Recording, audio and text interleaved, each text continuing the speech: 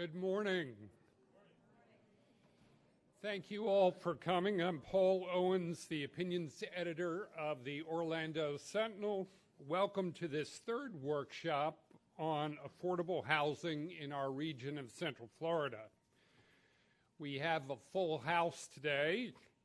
I think that's a testament not only to how important this issue is to our communities, but also to the excellent job that today's organizers have done in putting together the program. Let's just hope the moderator can prove worthy of the event. This is the third workshop stemming from the inaugural Regional Affordable Housing Summit hosted in October 2016 by Orange County Mayor Teresa Jacobs. Partners from Orange, the affordable housing supply that have worked in other communities across the nation. Then we'll take a break for a boxed lunch, and if we're on schedule, we'll have 40 minutes. We'll kick off the afternoon session with partners from Orange, Seminole, and Osceola counties and the city of Orlando, each presenting their regional goals, strategies, and tools geared toward addressing their housing needs. Then we'll follow with two panel discussions. One will focus on the financing and economics of affordable housing. The other will feature developers who will provide their perspective on funding or building, rather, affordable housing. We'll have designated periods during the program today to ask questions of leaders and experts, so please hold your questions until those periods. And all of today's presentations and a full recording of the sessions will be made available on Orange County's website by the end of this week. That link is at the front of the brochure in front of you on your tables. It's orangecountyfl.net/affordable housing. Finally, before we get started, I'd like to acknowledge the local government leaders who have joined us for today's event. I see Orange County Commissioner Pete Clark, Orlando Commissioner Robert Stewart. Anyone else who is here, thank you for coming today. Now I'd like to introduce the mayor of our host community for today's event. Stephen Leary was raised in Rye, New York. He and his wife Caroline moved to Winter Park in 2004 to start their family. He's the owner of a local small business and partner with his brother in a property management group. He was elected to the Winter Park City Commission in 2011, re-elected in 2014 without opposition. In 2015, he was elected to his first term as mayor of Winter Park and re-elected just last month by a wide margin. Mayor Leary.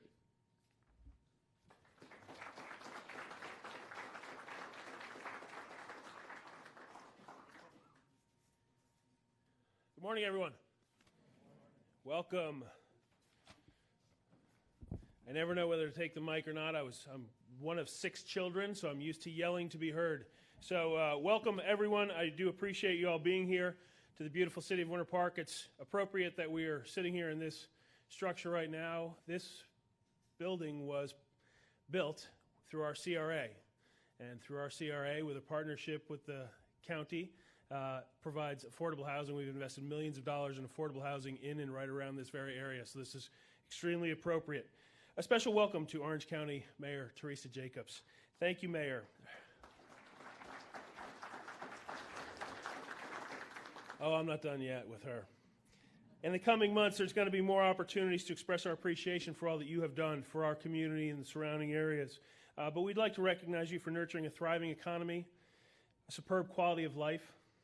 Your work on issues like domestic violence, child abuse, youth mental health, homelessness, and recently the opioid epidemic have been remarkable, and we appreciate your leadership on that.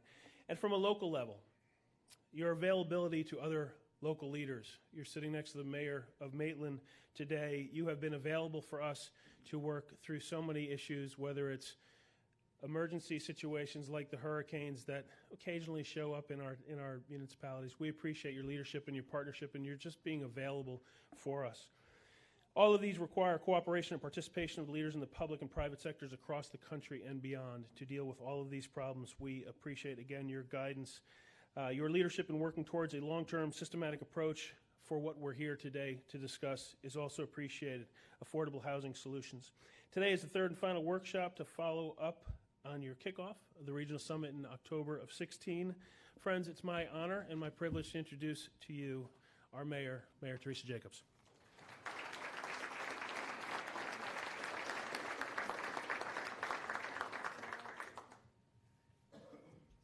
Well, wow, what a wonderful introduction. Thank you so much, Mayor. You know, I had some prepared comments, but let me start with this.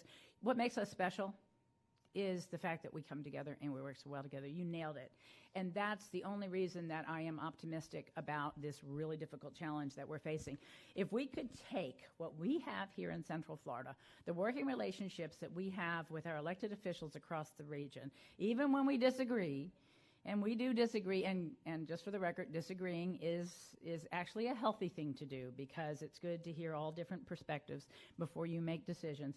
But even when we disagree, we come together on the big issues and we figure out a way to make them happen. And our staff does the same thing. I wanted to recognize a few key members of staff that have made this effort possible to get us to this point. And that includes my planning division manager, Alberto Vargas. Alberto, thank you. And let us just stand and recognize you for a minute. On behalf of the city of Orlando, Orrin Henry. Orrin? On behalf of Seminole County, Donna King. Donna? And on behalf of Osceola County and stolen from Orange County, that would be Susan Caswell. All right, stolen was the wrong word. We share. Stolen doesn't sound collaborative or regional. But this is our last, right? It's all about the spin. We work so well together, and this is our last formal event or published event, although I'm about to surprise everybody by letting you know what's next. But I wanted to take this minute to just recognize these individuals that have been the glue to hold us together. And the reason that we started with this approach, this is hard work. We really need a lot of support from our state legislature and from the federal government. Affordable housing is not unique to Central Florida. We may be close to the epicenter of this problem, but we are not alone. There's not a single state in the nation where a person making minimum wage can afford a one-bedroom apartment on their own. That's a problem that is way beyond our local community. And it's going to need answers and solutions and funding that is beyond our means. But what we can do is we can take the tools at our disposal and create the best model and create as much affordable housing as we can.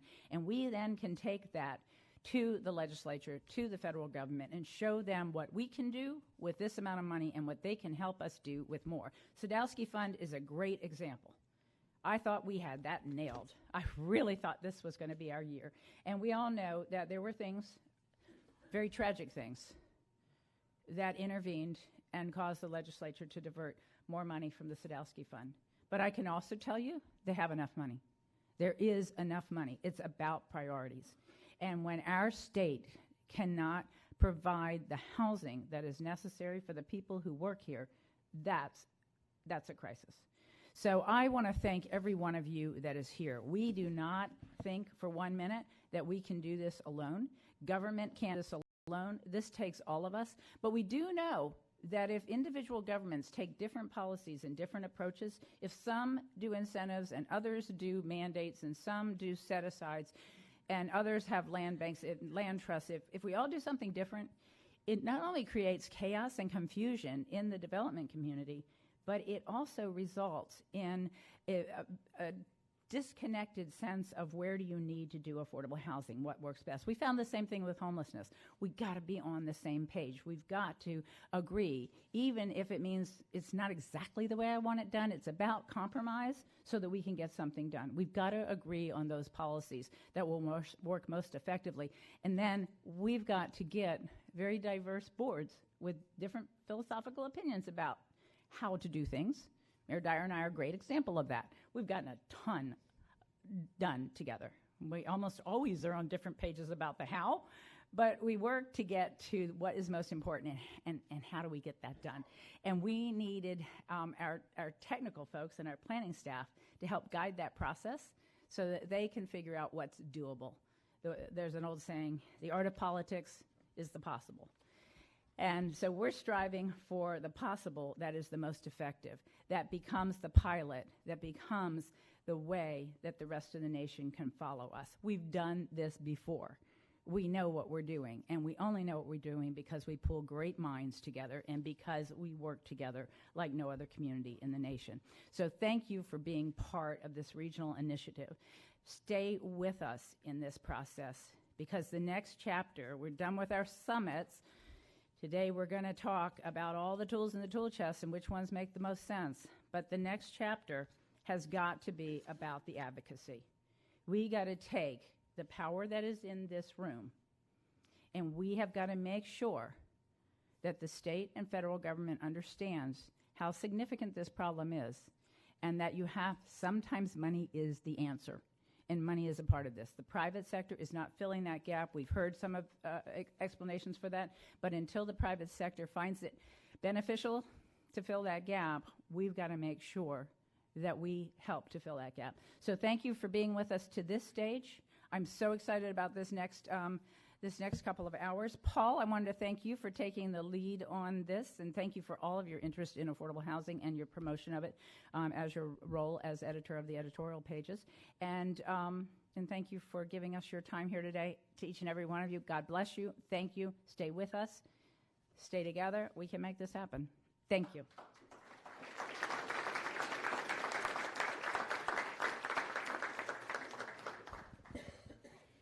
Thank you, Mayor Jacobs, and we all appreciate the leadership role that you've taken on this critical issue for our community.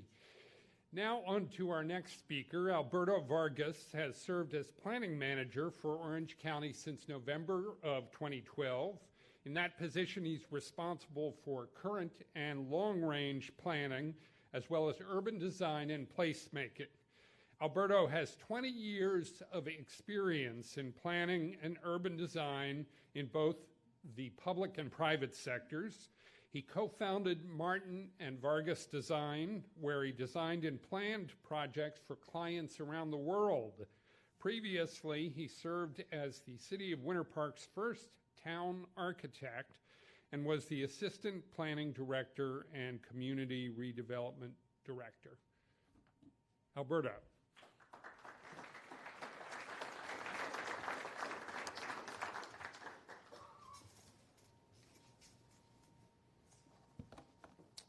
Thank you very much for that introduction. Thank you, Mayor Leary. Thank you, Mayor Jacobs, for the opportunity to participate in this great initiative. Centerfold of our discussion this morning, collaboration is great. I cannot thank enough the partners, the regional partners to get us to where we're at, and internally also my partner, Mitchell Glasser with the Housing Division, who has been right there next to us, putting all of this effort together. So I appreciate everybody's collaboration in that aspect. My task today in front of you, because I know a lot of you here that have not had the chance to participate since when we started this whole initiative. Mayor Jacobs invited all of the leaders from the different jurisdictions that are participating and challenged us to take us to this level. We're happy to be here. I'm going to give you a quick background presentation on what has transcribed since late 2016 when we did the summit. So with that, I will just briefly touch on the overall perspective. We wanted to better understand what made us unique and special. Even though this is a national challenge, the deficiency of affordable housing at a national level takes us right into the individuality of the need for each one of the jurisdictions. So we started right there. We investigated the supply and demand of affordable housing and the challenge that brings to the center of this equation, identified areas of access and opportunity, very innovative approach to better understand that affordable housing is not a one-size-fits-all, should not be invested or guided towards implementation at a county-wide level, and that goes for every jurisdiction speaking today. We have managed to better understand focus areas where it makes sense for the investment and guidance and regulations that develop affordable housing solutions in specific areas, and now we will talk a little bit more about that. Design products was also part of the centerfold of our second workshop, the diversity of housing types, being able to understand how existing regulations are sometimes roadblocks towards getting a creative, out-of-the-box solution for affordable diversity in terms of housing prototypes, and the strategies, specific goals, and overall vision of how together as a region we get there in terms of an implementation for this effort is what we discussed at that summit. So defining the need, that is the first thing, the foundation of these overall initiatives. Rents have increased. When you look at charts expressing the increase in rents within the Orlando regional area at 6%, you'll be surprised to find out, or maybe not, you're pretty much in tune to find out that we're leading the nation in that regards. So while renters' income have pretty much remained flat, and as home ownership rates decline, there is a higher demand for affordable rental units, which is not met by federal rental assistance.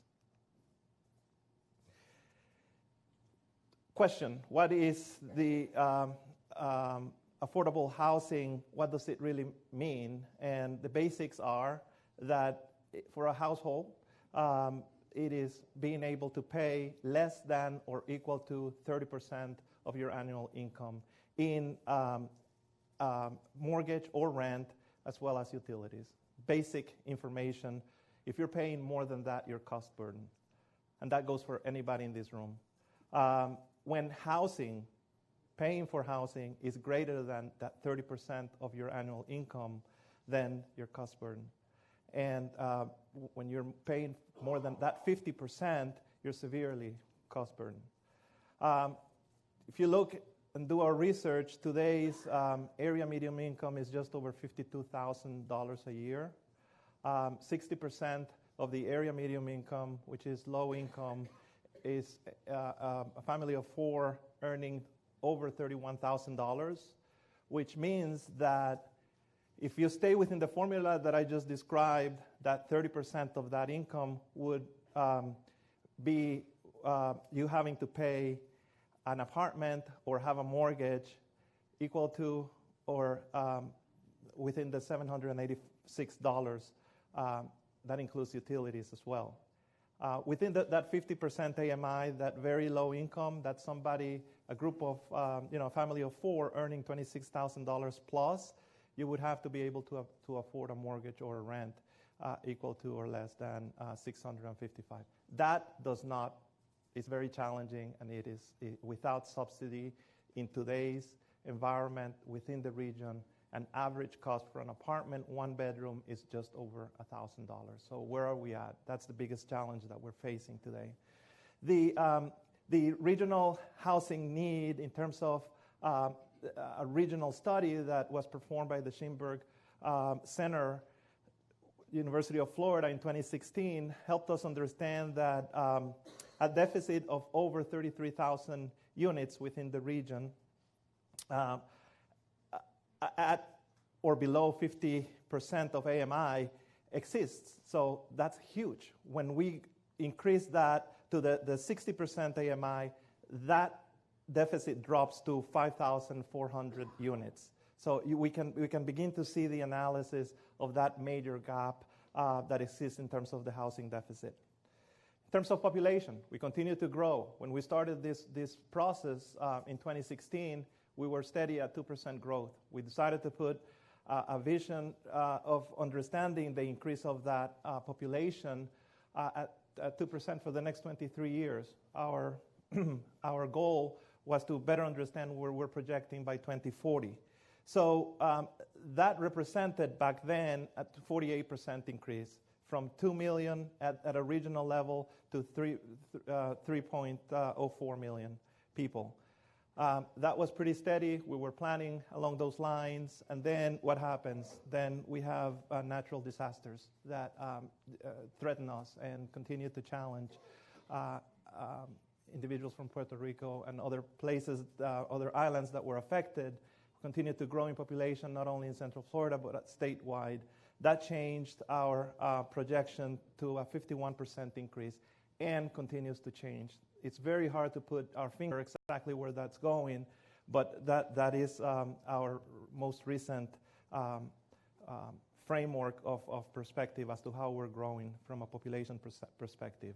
When we talk about context sensitivity, better understanding our regional growth approach in terms of that population, we have identified means and methods to better understand via a heat map at a regional level. You see Seminole County to the northern portion of the slide here, Orange County in the center, and Osceola County towards the south. And the overall population distribution projected to those next 23 years. And you can see the city of Orlando is in the centerfold of that, continues to be the area, the more dense city within all 13 jurisdictions of Orange County. But you can see, and Osceola County, I think, and Susan can allude to this, may continue to evolve towards the eastern portion of the county with sector plans development within that county as well. But this gives us a perspective when we started back in 2017. When we talk about projected employment, you can see that the heat projection kind of stays within that same range. What this gives us is a really very well-informed foundation to how do we move forward with focusing areas of access and opportunity for affordable housing investment. If jobs are being generated within the areas that we're growing in population, we better find a way to focus development of a diversity of housing within those general areas as well. It is important, and we've talked about this in the past as well, to better understand how we continue to move across county lines in terms of working residents that live in one place and work in other places. Investment in transportation takes away from our annual income. And to put that in perspective, we understand that Seminole County, 43% of the working residents work somewhere else, come to Orange County as well as Seminole County. In terms of Orange County, 10%. Work the majority towards Seminole County and others in Osceola County, and about half of the working residents in Osceola also work in Orange County as well as Seminole County. So that gives you, again, a perspective of individuals seeking for a priority in terms of where they want to live, but they have to work in other areas. So we need to kind of put all of that in perspective. You heard a little bit about what happened in 2016. In October of that year, the National Affordable Housing Crisis was identified at a national level and a state and regional level as well. We talked about economic outlook, real estate market, affordable housing, supply and demand. The strategies and tools began to be discussed at that time. You're going to hear quite a bit of the refinement of those tools calibrated to the need of each one of the jurisdictions today. So you'll hear a lot more about that. Creative solutions, it's always in the centerfold of our responsibility here. We need to think outside the box. What we have been doing for the last 60 years is obviously has landed us in a challenged situation to address affordable housing. We're going to talk a little bit more about that today as well. Affordable housing in practice was the closing component of that summit back in 2016. Then we moved on to The beginning of 2017 with the first workshop, we identified and refined the perspective of where affordable housing made sense, and that included a suitability model or an access and opportunity model, GIS-based, that helped us better understand where to invest and where to guide development for affordable housing. In October of last year as well, we talked about the diversity of housing types, diversity of solutions for affordable housing. What makes complete communities, therefore more sustainable communities in that regard. So we're here today to begin to better understand the how, or how do we begin to implement all of those goals and strategies with the diverse toolkit that we'll be detailing later on today. So from where we invest, where we guide development, to what type of housing solutions are there, divided by how do we move forward at a regional perspective in terms of implementation, gives us a sustainable, complete, affordable lifestyle solution geared to case and how here. Welcome.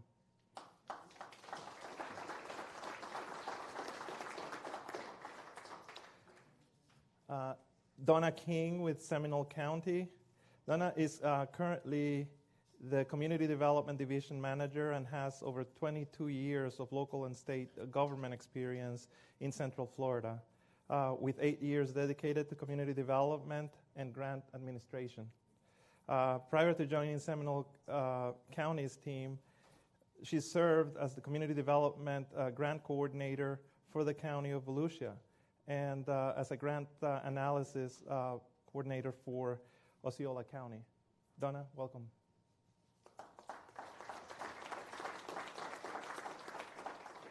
And our last panelist is Susan Caswell with Osceola County. Susan is the Assistant Community Development Administrator for Osceola, where she serves several departments and oversees several departments, including planning, parks, natural resources, and sports event facilities. Prior to joining Osceola County in 2014, Ms. Caswell worked for Orange County for 8 years as the planning manager and assistant director of community environmental and development services. She has served over a number of boards and has taught as an adjunct faculty member for both Rollins and University of Florida. Welcome, Susan.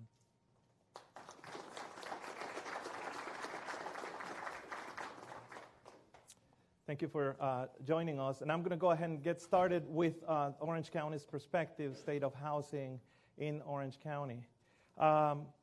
So basic information and statistics, over 352 households in Orange County. This gives you an overall distribution of that housing stock within the different levels of income, from minimum wage all the way to those that are making $75,000 or above. Pretty straightforward representation here. Area median income is close to 19% of the households, and today's, again, area median income is at just over $52,000 a year. Number of income groups that are cost burden, those making minimum wage are cost burden over 91%. Those households that are making between $0 and $20,000 a year, 91% of them are cost burden. That gives a perspective on the housing rental prices today, as well as, of course, a mortgage. 76% for those making $20,000 to $34,000 a year, and 52% for those households making between $35,000 and $50,000 a year.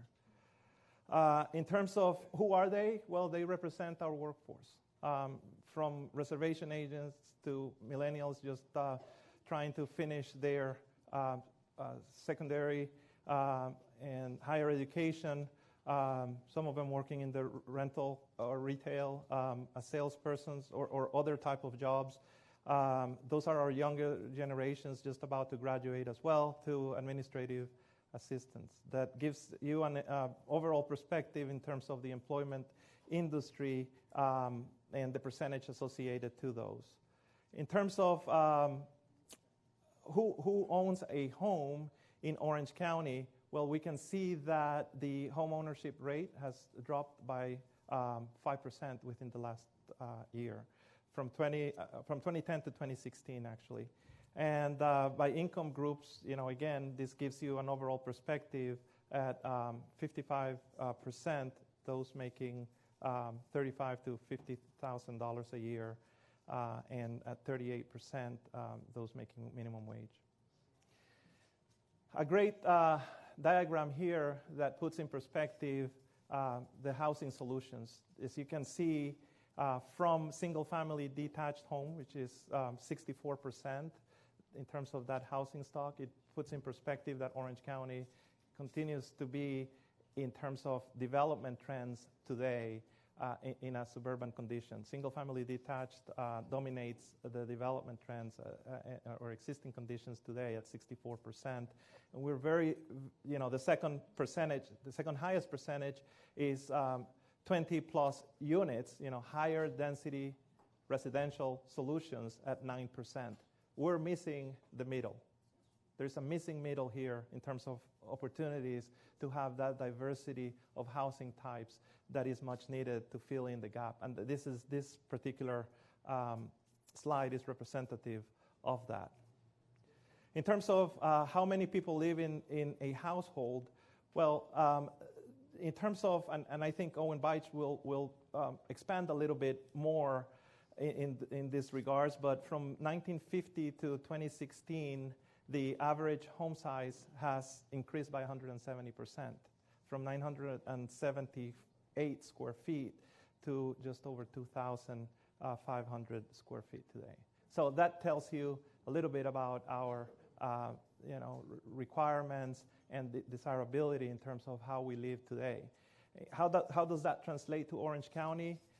Well, this is a representation of how many people live in a household, and the average is 2.73. So you can see how collectively 1 to 3 individuals living in one home make up the highest percentage of those that the population of the county.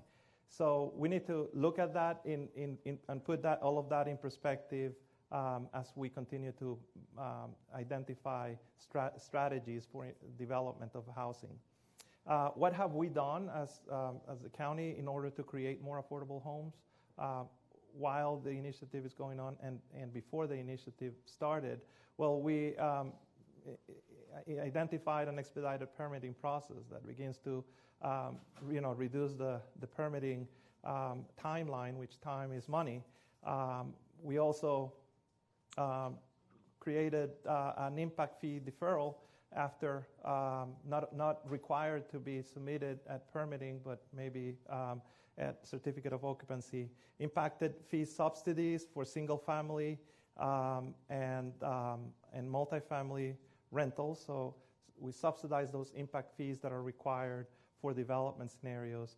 And partnerships, we looked at all kinds, including private, nonprofit, and public partnerships to continue to work together to address the production of affordable housing.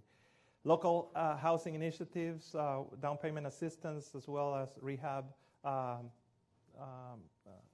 standard processes are available for those in need of funding for those particular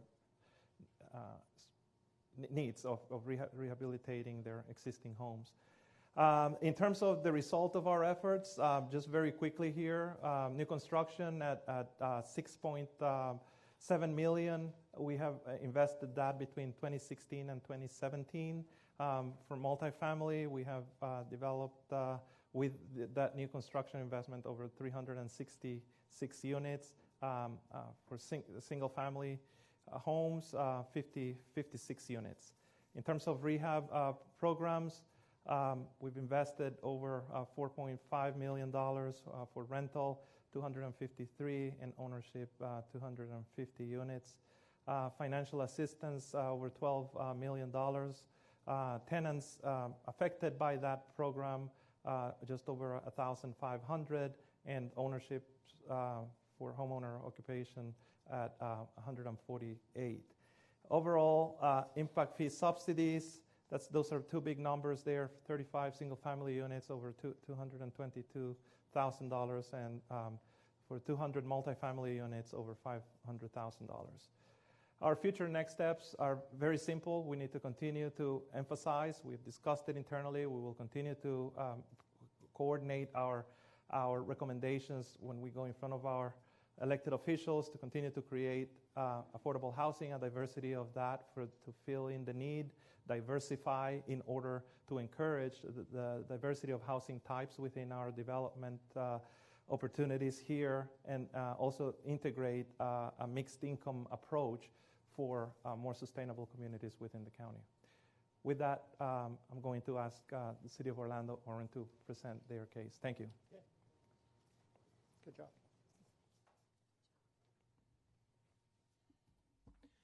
Good morning. I'm Oren Henry with the City of Orlando. I want to say thank you to all of you to be here today. I really appreciate the elected officials coming out because we depend on you for your leadership as we work through these issues. I can look around this room and see so many partners that we work with at the city to actually try to provide solutions to our housing problems. And I'm real happy that my bosses are here too, because I appreciate their support, and we couldn't really do anything without any of you. So thank you to all of you. I'm going to give our take on what's going on in Orlando. A lot of similarities with the county, some things a little worse.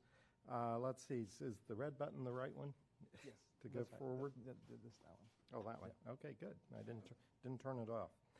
Okay, the first slide that we'll talk about here is whose housing is not affordable in Orlando, and very similar to Orange County, 92% is not affordable for people at 0 to 20,000 in income, but 84% for households at the 20,000 to 35,000 range. These are working people, and they can't afford to find a place to live. They're cost burden.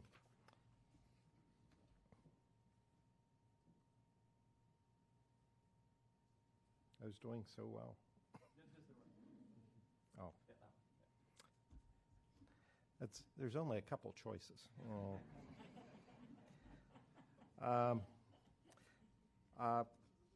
Here's the household income distribution for Orlando.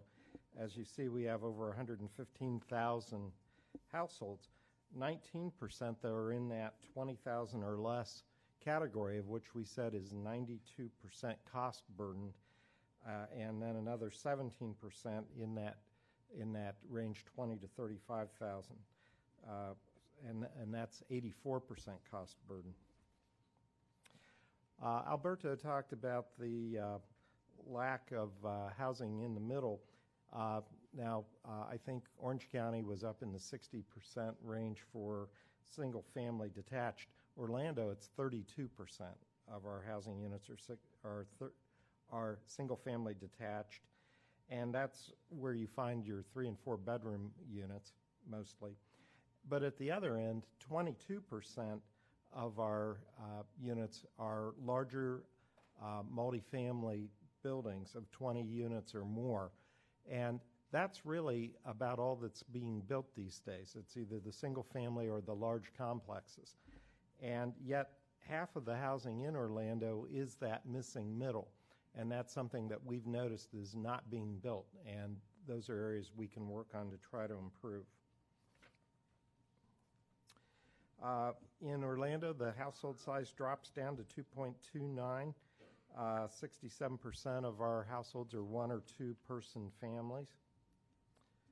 The ownership also has declined, just as it has in Orange County. From 2010, we've gone from 40% home ownership down to 35%, and a house costs $228,000. It's the median cost in the city.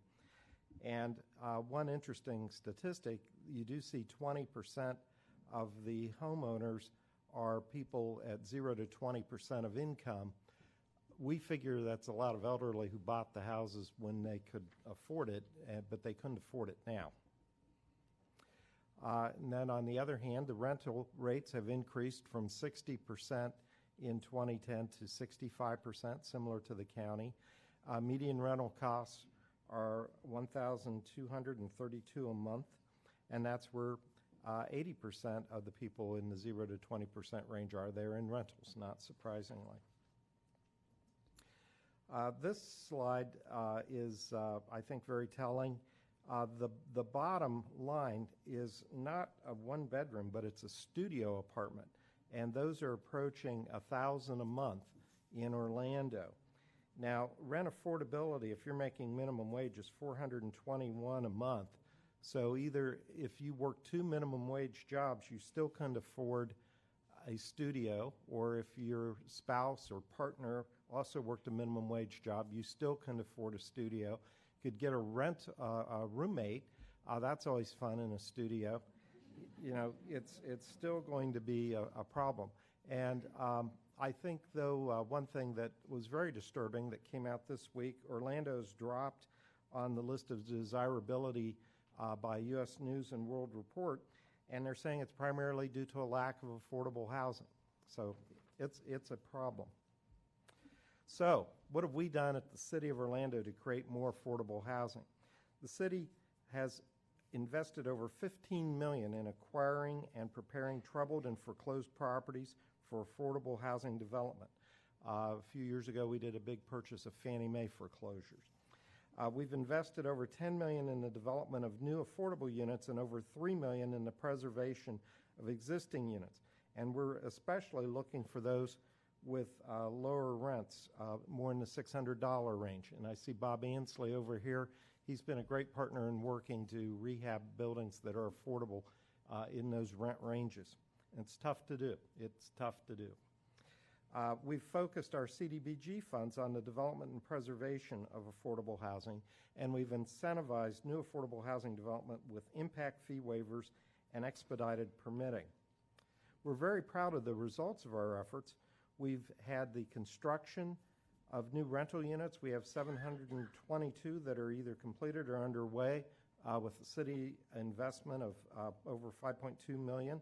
Construction of new owner-occupied houses. We've recently had 80 completed or underway for a investment of $3.2 million. We've rehabbed 321 units, once again completed or underway. That's been $1.8 million. My office rehabs houses. We average 22 annually and about $1.3 million for that. And we provide down payment assistance. And recently, we've helped 80 households get into housing with an investment of about $800,000. So our next steps are create opportunities for the development of affordable housing by starting a land trust and finding new funding streams, diversify our housing by amending the Land Development Code to allow development of those missing middle types of units. And we want to preserve existing affordable housing, especially those with very affordable rents. And now it's my pleasure to introduce Donna King with Seminole County.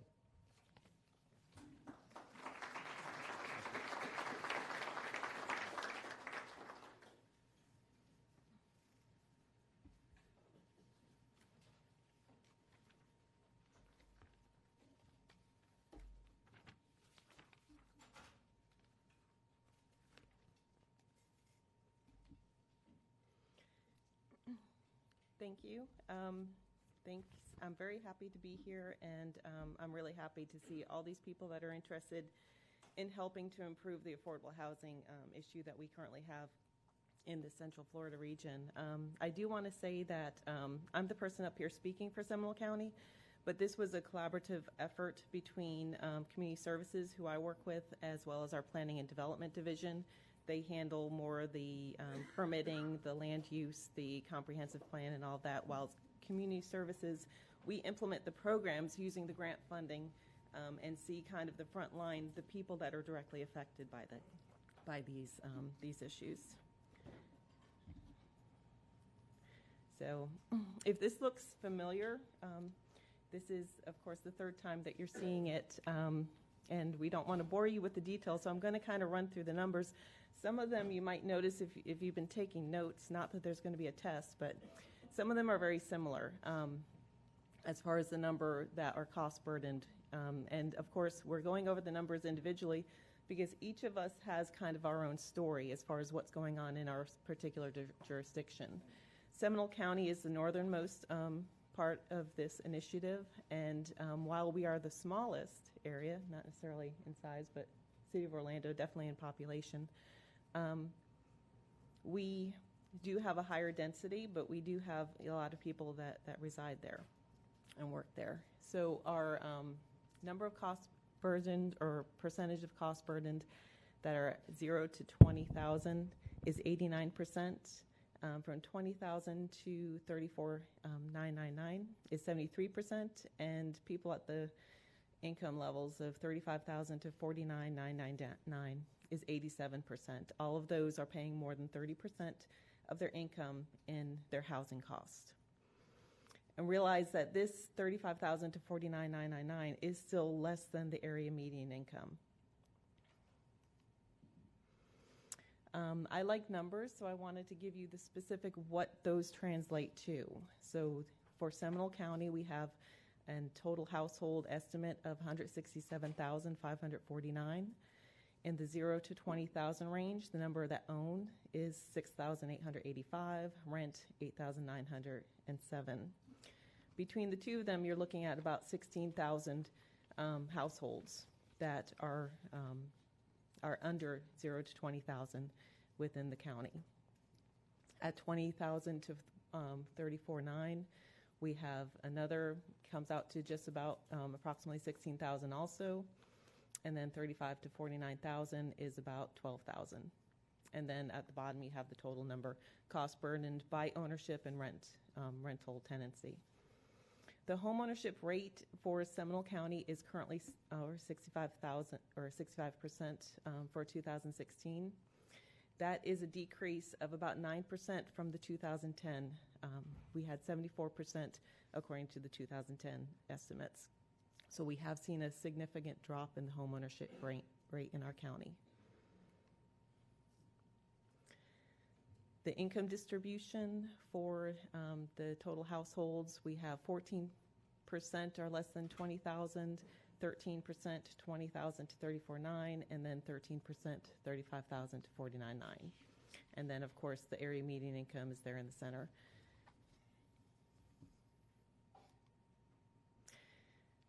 The community profile, as far as the types of industries we have and where people are working, as well as how they're getting to work, is something we wanted to highlight. We have currently in service occupations about 16%, as well as sales and office workers, 28%. Our primary industries, we have 13% in retail trade, accommodation and food service, about 11%. And how they get to work is kind of significant in our county. We have at least 90% are estimated to use their vehicle to get to work. Of that, 82% do drive alone, so that means we have a lot of cars on the road. Public transportation, we have less than 1% that use public transportation to get to work. And walker cycle is 1.2%, and the mean travel time is 27 minutes. Of course, you know, your housing costs and your transportation costs to get to work are kind of intertwined, and we wanted to just, you know, kind of highlight that. And realize this is from the 2016 estimate, and Sunrail was in effect during that period of time when this was. So in spite of the fact that we have some viable transportation options that is public, it's not necessarily being utilized. The household size, 1 or 2 person households is about 64%. Three persons in the household is 16%, and 4 or more is 20%. And then the types of homes that you can find, most of ours are 71% are the 1 unit, smaller, you know, single family homes. And for the 3 to 4 bedrooms houses, that's about 63%. Now, this is significant if we go back to the previous slide, which is that the majority of our households are a smaller 1 to 2 person, whereas the 0 to 2 bedroom is 33%. So our smaller households can't necessarily find the housing size that they might necessarily need. How we currently encourage the creation of affordable housing with our housing element policies. These are our future land use policies. And we also have a affordable housing zoning district and alternate density options. We have incentives that developers can currently use to create affordable housing. These have been in place in our comprehensive plan as well as our future land use policies for some time. Some of them allow for additional increased density if they're including affordable housing as part of the development. If you look at the future land use policy, we have one that allows density up to 40 units per acre if you have a minimum of 20% workforce. And the workforce housing is defined for Seminole County as persons that are below 140% of the area median income, as well as persons that work in industries that provide a service to Seminole County, including healthcare workers, police and fire, as well as educators and people that actually work for the government also. The result of our efforts, these are some of the programs that are implemented by community services. We currently partner with nonprofits to build affordable homeownership units on vacant land donated by Seminole County. The photograph is from a recent accomplishment that was realized through a donation to Habitat of Seminole and Apopka. And they are building, units for homeownership on land that was previously county-owned. We also implement a purchase assistance program that helps income-eligible homeowners purchase an affordable unit. And we support affordable housing projects by providing a local contribution to tax credit projects. This is going back to the affordable housing zoning. We do have in the past 2 developments that went up that were developed under those affordable housing zones. The one in the bottom right, those were built around 2006, 2007 is when that project was implemented. And those were smaller homes, around 1,000, 1,100 square feet, mostly 3-bedroom homes that were family-oriented, and they were affordable because of the size of them. And these, as far as the affordable housing zoning, that's building 100% affordability. It's not necessarily a percentage of the total development. And then the one in the top left is a development that was put up back in the early 2000s, and those were affordable at the time that they were built. The home up there on the top left actually was sold for $121,000 back in 2001. And then wanted to talk about the affordable rental units we currently have also. We currently have 5,142 affordable rental units that are available. Those were built under subsidies either through tax credit projects, sale funds. Since 2008, approximately 471 affordable rental units have been constructed, but we are looking at some expiring affordability periods. By 2030, a total of 1,050 affordable rental units will become market rate due to expiring restrictions on them. So you can look at these numbers, you can see that we're definitely not creating nearly the rate that they're going to expire. And then this is just highlighting a recent special needs development that is specifically for elderly. 92 affordable housing units were constructed in 2013 in Seminole County under those Florida Housing Finance subsidies. And then for Seminole County, our next steps are create, of course, housing opportunity by increasing the availability of affordable housing units, preserve the existing affordable housing stock, and educate our stakeholders to promote partnerships with educational institutions, developers, and community agencies. Because, again, the government can't do it alone. We have to do it in partnership with our nonprofits, with our for-profits, as well as anyone that has a stake basically in providing affordable housing for their workers and for the entire community as a whole. Thank you.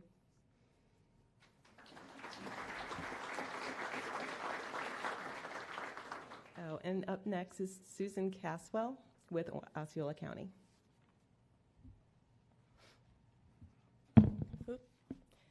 Good morning. Okay. So I'm going to go through a similar series of slides, and you will see some similarities from jurisdiction to jurisdiction, but there are also some significant differences when you look at Osceola County. Once again, when you look at the income groups and who's paying too much for housing, the households in the 0 to 20,000 range are almost all cost burdened, and most of that is at the 50% level. At 20 to 35,000, about 3/4 are cost burden, and then at 35 to 50, about half of them are cost burden, which is similar to what you've seen with some of these other local governments. In Osceola, though, one of the things that we've looked at is what's actually happening in that 35 to 50,000 income group, and there's a reason that we're not as concerned about what's happening in that group. What's come up here is 53% are cost burden, so 47% are not. But of the ones that are cost burden, a lot of them, about a third of them, are only paying slightly over 30%. It's not a tremendous cost burden. And when you get down to the households paying more than 50%, it's the red, 11% of them are paying more than 50% of their income. The majority of those, almost all of those, are homeowners. In fact, in this category, homeowners outnumber renters in the cost burden category. So it's not as much a housing supply problem as, especially in that 11% of seriously cost burden, it's an issue that's happened with a household after they've gotten into that house. For the most part, housing stock does reach down into that income level, especially at the higher end. So when we're talking about housing and needs in Osceola County, we are really focused on these groups.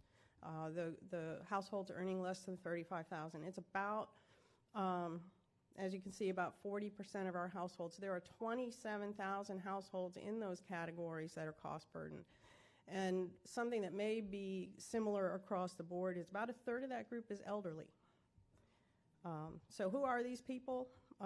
In Osceola County, a lot of tourist sector workers. It's a fifth of the workforce. The average wage for tourist sector workers just over $20,000. As I mentioned, it's a lot of elderly. A half of them have incomes under $35,000. A lot of them live alone, but also 3/4 of them are homeowners. So what you have are elderly who have clearly purchased a home when their situation was different, and now they're still living in it, but paying way too much for their housing. Single-parent households. 1 in 9 households in Osceola is a single-parent household, and 2/3 of them have incomes below $35,000. So that, to us, is a group very much in need. 1 person and 1 worker households. You've seen other jurisdictions talking about the percentage of 1-person households, and it's similar in Osceola County. I think over half our households are 1 and 2-person, but we also have 40% of them that have only 1 worker, and that's when you get into that housing wage issue where one wage is not going to get you into even a 2-bedroom apartment, and the median per capita wage down there is less than $20,000. And then the other, for us, rather significant issue, and it's also a big question mark, are the people living in the motels, because all of the data we have doesn't really cover those people. They are not counted. What we do know is there are a lot of tourist workers. They're living in motels out on West 192 where about a third of our jobs are located. A lot of them are single-parent households, once again, trying to make a living on that 1 wage, and they can easily be paying $1,200 or more a month living in a week-to-week situation, but they can't get into a permanent situation. As far as home ownership, as with most other jurisdictions, our home ownership rate has dropped, but the levels, even at 0 to 20, as I mentioned, there's a lot of elderly people who own their homes but can't any longer really afford what they're paying to live in those homes. But You can see the home ownership rates, of course, going up here as income increases. And as I mentioned, over half of our households are 1 and 2 person, which is significant when you look at I think the next slide, which is the types of housing. As with everyone else, we have a majority of our housing units are single-family housing. And if you were to look at what was built last year, that 65% would be closer to 85%. The market in Osceola County is predominantly single-family housing. We have very little housing in those upper ranges, and our percentage of them, what's called the missing middle, has decreased over the past couple of decades. So we are building single-family 3 and 4 bedroom housing, and our households are in need of housing, are earning $35,000 a year and less, and those don't go together at all. So what have we done?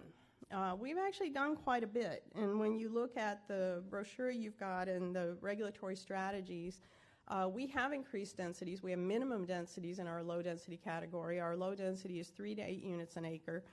We have areas where up to 40 units an acre is allowed. We have areas where it's 5 to 25, so the minimum is 5, and one of the biggest battles we fight is getting them to meet those minimum densities. So densities are, increasing densities, of course, is a good thing, but the market's not responding to it the way you might expect.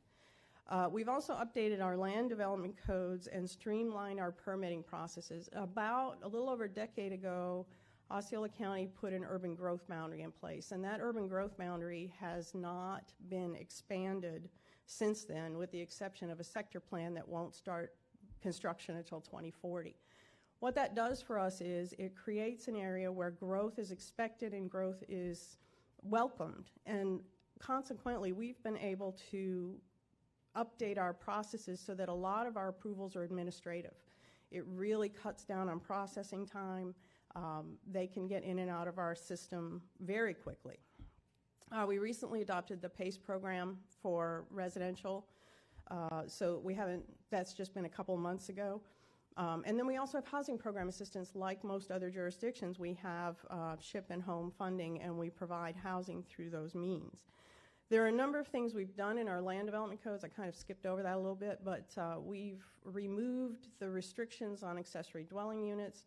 We have no restrictions on how many unrelated people can live in a house. We don't have restrictions on a number of things that you might expect in a lot of jurisdictions.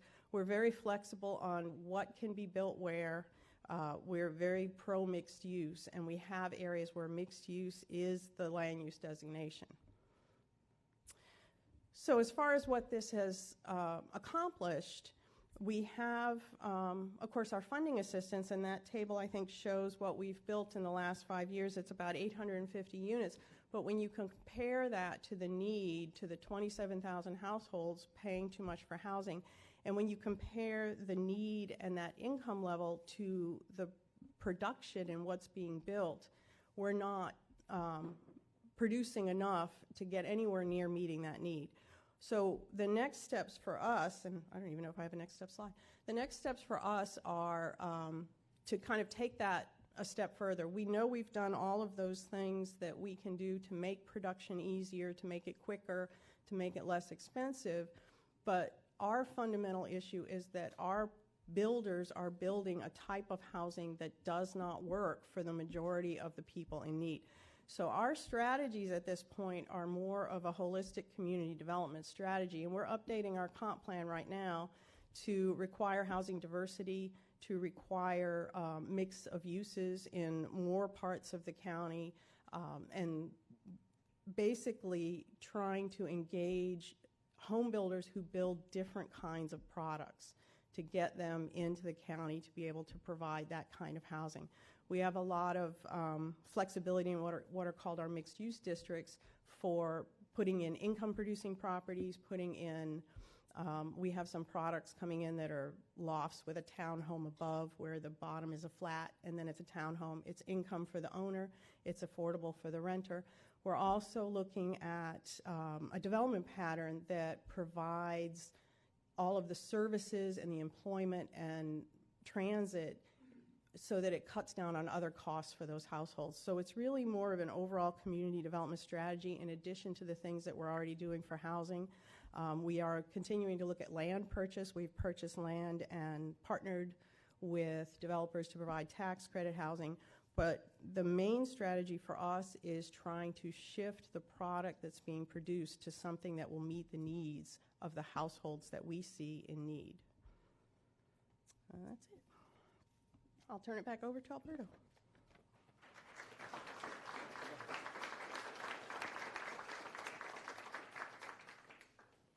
Thanks to everybody on the panel for so much good, detailed information about the jurisdictional partners today. They will all be back in the afternoon, and you'll have the opportunity in the afternoon to ask them some questions.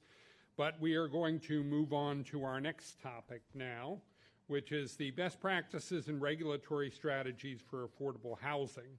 Here to address it is Judy Barrett. Judy is principal of Barrett Planning Group, LLC.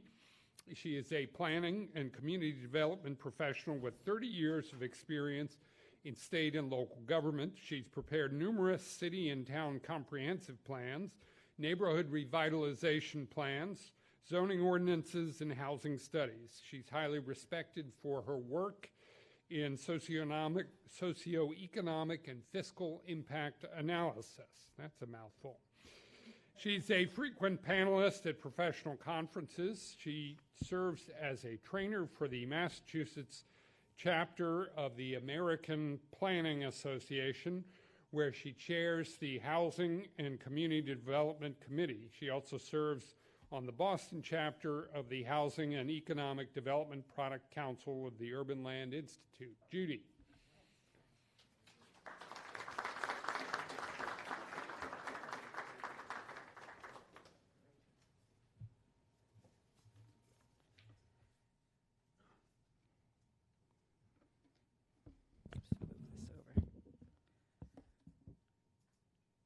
So just so I'm clear, red advances?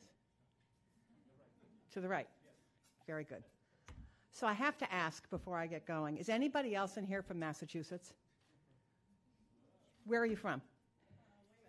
Oh, not far from me. I live in Duxbury. Yeah. So I'm really happy to be here. I see some faces I recognize because I was here in November to meet with a group that's been kind of coordinating this effort. To talk about inclusionary zoning in particular, and I'm just delighted to be back today. I am going to focus a lot of what I have to say on inclusionary zoning, but I'm going to cover some other topics in regulatory strategies as well, because I think people just need to understand there's a variety of issues out there. I am going to focus kind of on a national landscape, and I'll tell you that what's interesting to me is that I think you have a very different development pattern here than a lot of the places I have worked. I'm mainly a New England girl, but I have worked in California and Illinois and New Jersey and Pennsylvania as well.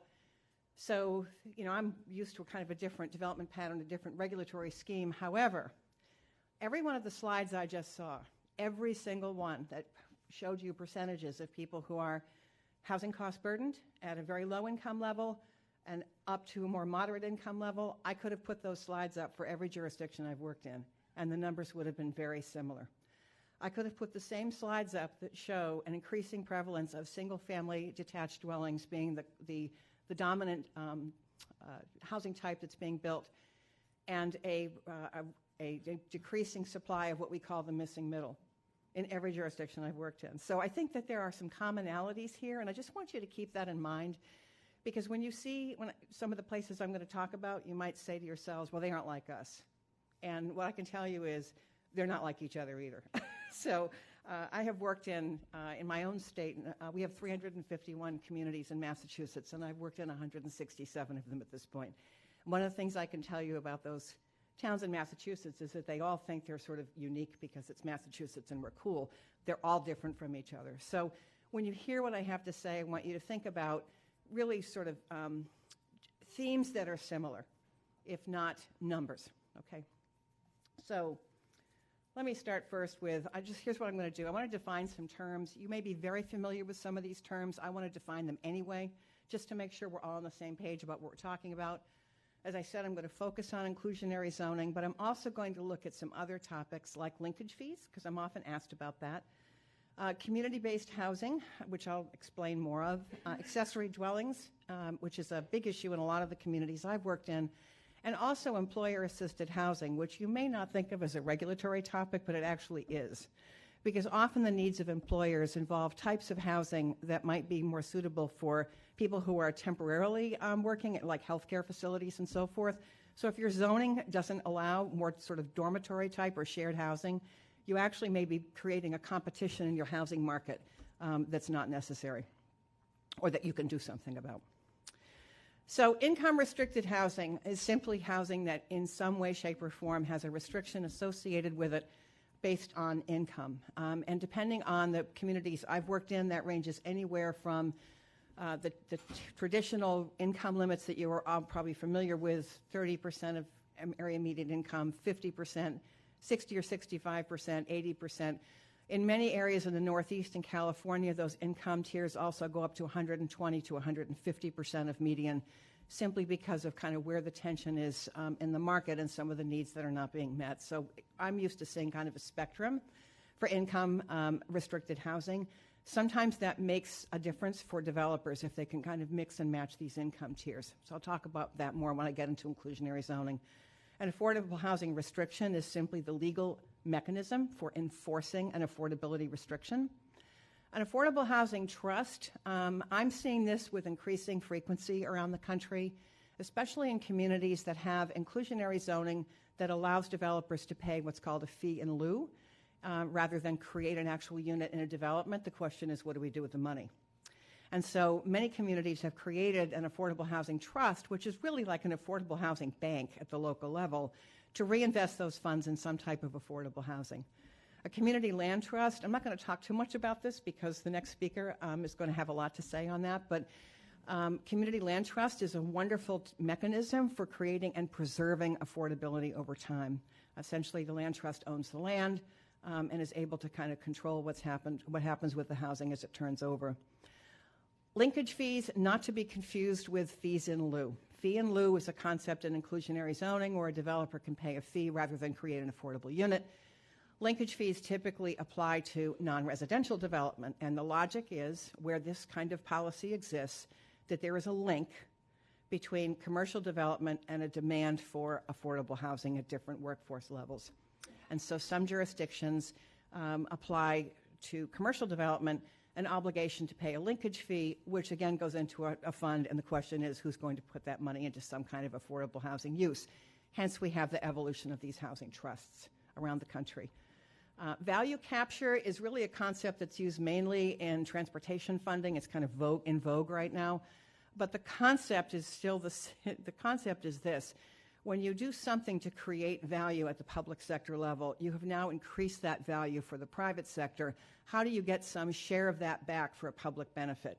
So in affordable housing, when we think about value capture, we're actually trying to capture some of that increased value that we get from increasing density or providing infrastructure to support housing development. How do we get an increment of that value back for affordability? Tax incentives. Many jurisdictions around the country provide tax incentives without even blinking an eye to encourage industrial or large-scale commercial development. Surprisingly few have considered creating their own local tax incentives for affordable housing.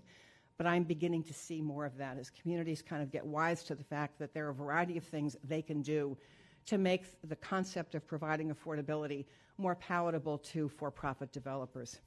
And then my last comment here about affordable housing plan, the reason that's in bold type is that I have to tell you, my experience in 30 years in this field is that none of these things work as well as they could unless you have an affordable housing plan. So to your credit in working on this over these 3 workshops, it's kind of nice to pick up a brochure and see, here's the need, and here are the things that we want to do, and here's our sort of short-term, these are our longer-term. That's a plan, and that's wonderful to see.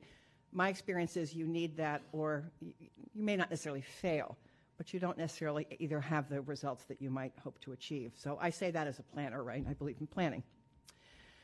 Now I want to look at what's best practice. This is one of these terms that we throw around, but I think it's helpful to at least understand what we're talking about here, because I'm going to tell you what best practice means, and I'm going to tell you all the ways in which it's sort of a contested term in zoning for affordable housing. But it's like a benchmark. It's a way of saying, well, out in the industry, here's a certain way of doing things, and this works really well, so we'll call this a best practice. There tends to be, in the way this term is traditionally used, kind of an industry-wide agreement that says if you do it this way, it's the most efficient, it's the most effective to accomplish a desired outcome. And what you're going to find as I get into the discussion about inclusionary zoning is that people don't always agree about what the most effective or efficient way is to do this. And so I stand here giving you permission as you try to figure this out in your region to be alert to unique conditions that might make this particularly successful for you that might not work somewhere else, because every one of the places I'm going to talk about has gone through this conversation. This is a timely topic, I think, to be looking at. I'm not sure how many of you are aware of it, but I am actually old enough. What just happened? What happened? Where'd it go? Did I bang the podium? Let me get to my, okay.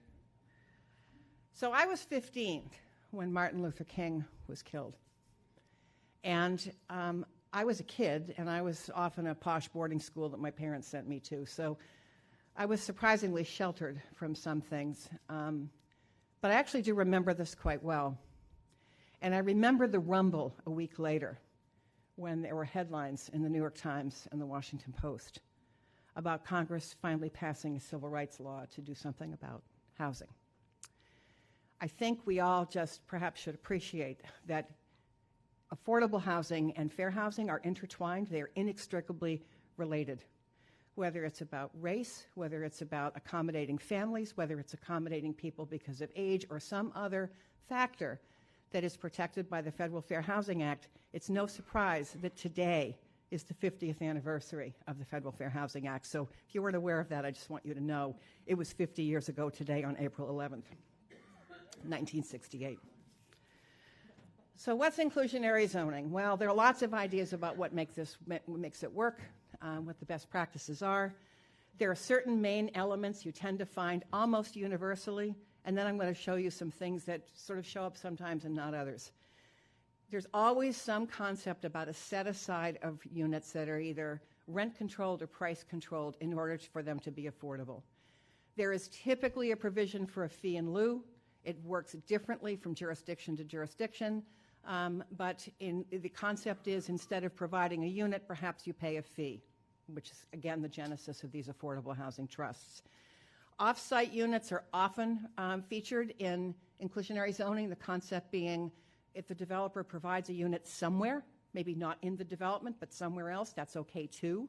That raises a bunch of issues, but it's done.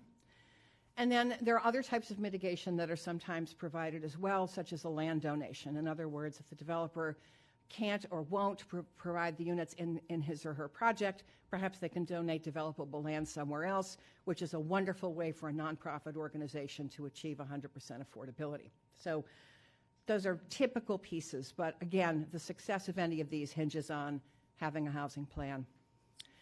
Where all this came from, certainly the post-war civil rights movement has a lot to do with this. We had increasing tension in the 1960s when I was a kid around kind of where people can live and the choices they can make. And we had, certainly throughout the Northeast and in other parts of the country, people leaving cities and moving into suburbs.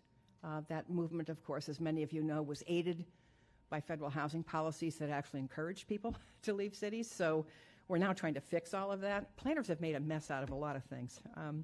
Household formation rates also rose. I am a baby boomer, and I have a lot of friends who are baby boomers, and I see some people in this room who are baby boomers. We came about because household formation rates skyrocketed after World War II, and housing costs in major metro areas increased exponentially. Then we move into the 1980s, and there was a real shift in sort of federal policy around housing and what the federal government's role would be. Prior to the 1980s, the federal government tended to take a very active role in the subsidizing of affordable housing. Well, that began to recede in the 1980s. So the question then became, well, how do we get for-profit developers who were doing most of the housing development in the United States to become a player in the provision of affordable housing? So the loss of subsidy is kind of a kickoff to an increase in this conversation about affordable housing. And I think it's no surprise that most of the sort of traditional or rather long-standing and fairly successful inclusionary housing programs in the United States come right out of this era or just on the eve of it. We also began to see, as part of this kind of push for more housing development to accommodate the boom, the baby boom, an increasing use of what we call development exactions, trying to get developers to do something that's a public benefit.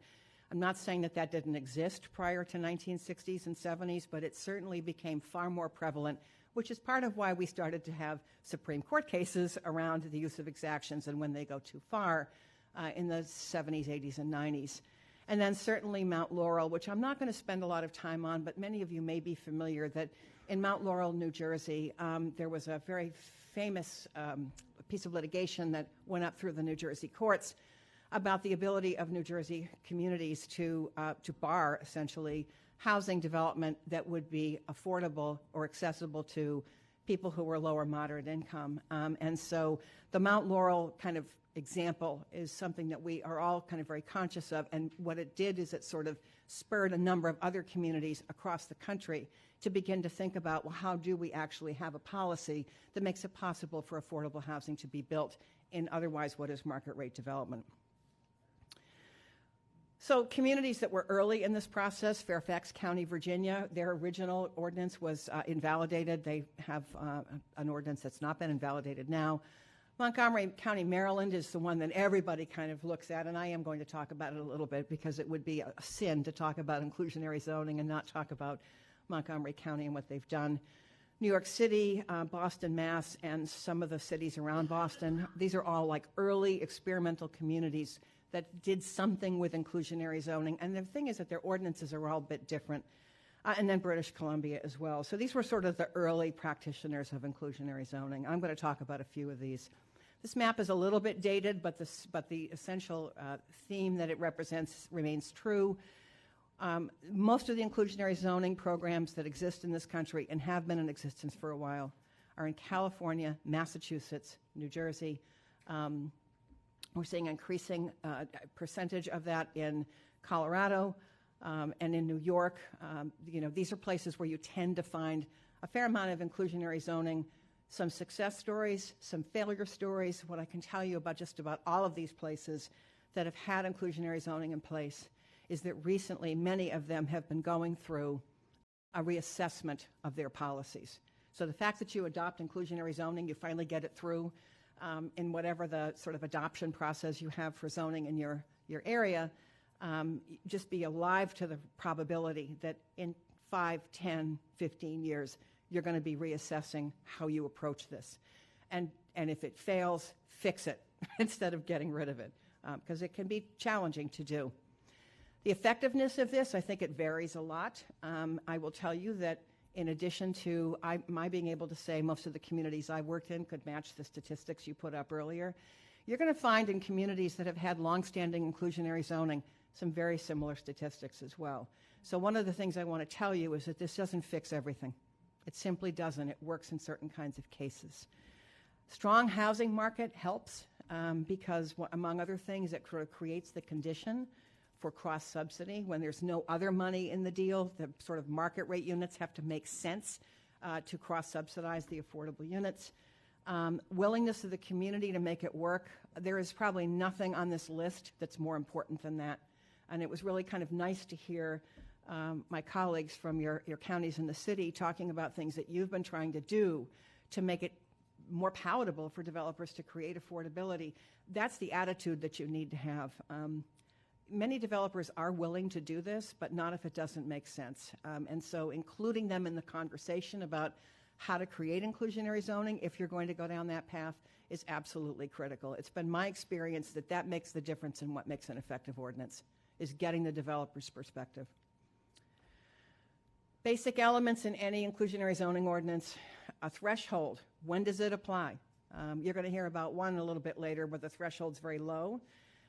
Many of them are like 10 units, 20 units. Some of them are as high as 100. It just varies. It depends on the context. There's always a definition of how many affordable units do you have to provide. Typically, that's expressed as a percentage. There's a definition of affordable. 30% is the sort of idea today that sort of if you're paying less than 30% of your income for housing, then you're considered to be affordably housed. I am old enough to remember when that federal standard was 25%. There are affordability targets. Some communities say if it's affordable to households at or below 80%, that's fine. Others have tried to sort of do tiers of affordability, saying, for example, if you do a certain number of units that are affordable for folks at 50% of area median income, you can do some that are affordable up to 100%, so that there's a way for the developer to try to make these numbers work. Comparability, you want to have units that are sort of not distinguishable. Marketing and fair housing, just making sure the units are available to everybody who's income eligible to purchase a rent. And then always a mechanism for preserving affordability. And even that has become an interesting conversation, particularly in home ownership, is how long do you require the units to stay affordable? And if we have time, I'll get into that a little bit more. Frequently, we also see sometimes differential requirements, perhaps a different requirement of percentage of units that would be affordable if it's rental versus ownership. Differences by zoning district. The logic being that if you zone your community for different types of development densities, it probably makes sense to think about customizing your inclusionary zoning around the district policies you have. Incentives for creating additional affordable units above and beyond those which are required, and options for paying a fee in lieu and so forth. That is common. It's not universal. And then also a hardship waiver, and you'll find this in almost every California ordinance, is that there's a process for an applicant to say, I simply can't comply.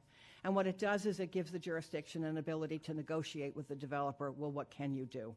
So in California, they're actually required to have some kind of a hardship system in place. When should it apply? This is sort of a question you're going to want to ask yourselves if you decide that you want to pursue inclusionary zoning, is when should it apply? So what makes sense in terms of our development pattern and what's being built in our communities? Should we exclude anything? Are there certain types of housing that perhaps we would just say are not subject to the inclusionary zoning requirement? How many affordable units in a development are we going to require? How are we going to define affordability, and how are we going to prevent the poor door? And you may be familiar with this concept, but there was quite a discussion recently in New York about the poor door concept. Being in inclusionary zoning, you have a mixed income development, and the market rate people get to go in one door, and the lower income people go in another door. And so how do you avoid that kind of problem? Many developers will say, well, it's really hard to get market rate people to move into the development if they think you're going to have to commingle. It's a problem with this zoning, and I just want you to be aware of it. It's an ongoing conversation. How do we avoid the poor door? How do we market the units? How do we preserve affordability? Do we require different types of or percentages of affordability by housing type? Perhaps a multifamily development is more able to accommodate the inclusion of affordable units than detached single-family dwellings. Should we provide incentives or cost offsets? Should we provide for hardship waivers even if we don't have to? Outside of California, we don't necessarily have to, but should we? And what options should the developer have to comply? These are all questions that anybody designing an inclusionary zoning ordinance should ask. Best practices. Now I'm going to tell you how different this is. I'm just going to look at like 4 places, and they're very different from each other, and they're different from you, but they provide, I think, some interesting conversation pieces about, well, what have communities done to make this work? Montgomery County, Maryland, Cambridge, Mass., Beverly, Mass., and Walnut Creek, California. So Montgomery County is sort of the granddaddy of this whole process. They have a moderately priced dwelling unit program that was enacted in 1974. It has produced about 15,000 affordable units since then. The way it works is there is a minimum requirement of affordability, but the developer kind of gets to choose what the income targets will be. So for any given development that's covered by the ordinance, somewhere between 12.5% and 15% of the units have to be affordable in every subdivision, and high rise is the term here, but it's in context. It's really 3 stories or up. Income tiers are 65 to 100%, so I might do a lower percentage of units if I'm targeting households at 65%. I would do a higher percentage of units if I was targeting households at 100%. And the developer is given the flexibility to sort of decide how to make that work. The county, of course, also has the ability to buy down some units. If a developer is doing 100% units and the county wants to encourage more affordability, perhaps when the developer has proposed, the county also has the ability to buy down units. I guarantee you it's easier to buy down the affordability to 60% from a unit at 100% of area median income than at market rate. So there is a benefit to the county in having this kind of structure. Density increases are allowed up to 22%, and some of the attached units, they will allow attached units in single-family districts. So you have a district that's a detached single-family home zoning district, but in order to encourage affordability, some like two-family homes are allowed. So that's kind of the Montgomery County approach. They have recently gone through their second reassessment of this policy because they don't feel that they're producing enough affordability. They haven't changed the ordinance, but they are actively looking at what more can we do to make this more effective. And this is an ordinance that generally most people consider to have been quite effective and certainly is one that's often looked at as a model. Cambridge is a later one. It was 1998. This is one I'm very familiar with because I've done a lot of work for the city. It's produced about 1,000 units since then. It applies to new residential development or conversions that create 10 or more units or over 10,000 square feet of residential space in a mixed-use development. Now, that probably seems really small to you, but in that market, that kind of makes sense because pretty much everything that's getting done in Cambridge is an infill type of project. 20% of the floor area in a mixed-use development must be devoted to affordable units. There is an incentive, automatic built-in density bonus in Cambridge. So if you're doing a project that meets one of these thresholds, you have to do affordability, but you get an automatic density increase, which is the city's way of saying, we really want you to do this. And the city has, as I think, been as successful as they have been because they have tried to work with developers. So they allow a density bonus of up to 30% of the floor area or the unit count over and above the base zoning district. Now, I'll just give you a little caveat. Cambridge, when I was a kid, was a kind of cool place to go, but not necessarily a cool place to live. It is now one of the hottest markets in Massachusetts, and the median home price is well over $1 million in the city of Cambridge. So what they are doing now is trying to reduce their affordability threshold from 10 or more units down to 4. And the jury's out whether the development community will litigate or if people are or what impact that might have on the market in Cambridge. We just don't know. But I'm telling you this because there is this sense of desperation in like every community. How do we possibly deal with the affordable housing needs that we have, even when we have these policies that have worked and they're not doing enough? Beverly, Massachusetts is a newer one. This is a smaller city. I chose this because it is a city, but it is a smaller community, and the development pipeline here is still predominantly single-family homes. They have produced about 100 units under this ordinance since 2007. That may not seem like much, but this is a smaller environment. The ordinance applies to any project of 10 or more units. There's a built-in density bonus by right for projects that are required to comply. So there's no sort of conditional permitting that goes on. It is simply by right. You're subject to this, you get additional units. The affordability percent is customized by district. The city wanted to encourage investment in the downtown and along the waterfront and not necessarily encouraging it out in the more single-family parts of the city. There is a transferable credit in Beverly where if a developer does more than the required number of units, they have this credit they get that they can either use or sell to perhaps do less affordability in some other project. So it gives the developer the ability to kind of on a site-by-site basis figure out what's going to work. I probably don't need to explain this, but I'll just tell you that this has become a revenue source for nonprofit developers because the nonprofits always do more than the affordability percentage that the city requires. It's just the nature of what they do. They're mission-driven and they're subsidy-driven. So they have now been able to get credits that they are making available to for-profit developers. And you might say, I'm not sure I like that policy, but in that city, it has worked. And what it did was it enabled us to go to the city council with developers at our side who didn't fight that ordinance. And they've actually been very proactive in trying to work with the city. So that's another example. And finally, Walnut Creek. Walnut Creek is an interesting community and worth talking about because they were in litigation floating up through the California courts.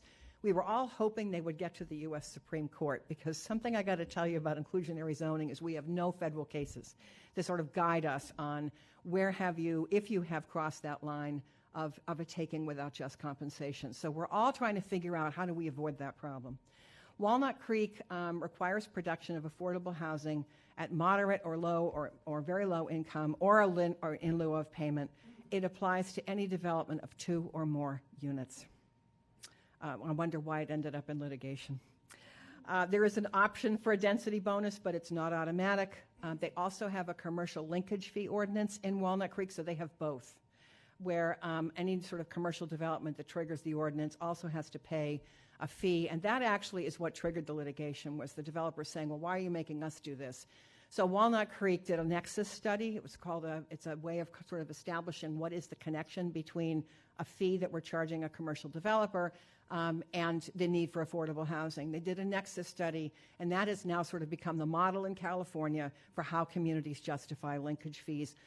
Boston, Massachusetts has recently just done the same thing. Sorry about that slide, guys. More opportunities, linkage fees, accessory dwellings, co-housing, and community-based housing. I hate it when that happens. It looks so perfect on my screen, right? So, yeah, linkage fees. Just want to make sure I didn't miss that. Linkage fees.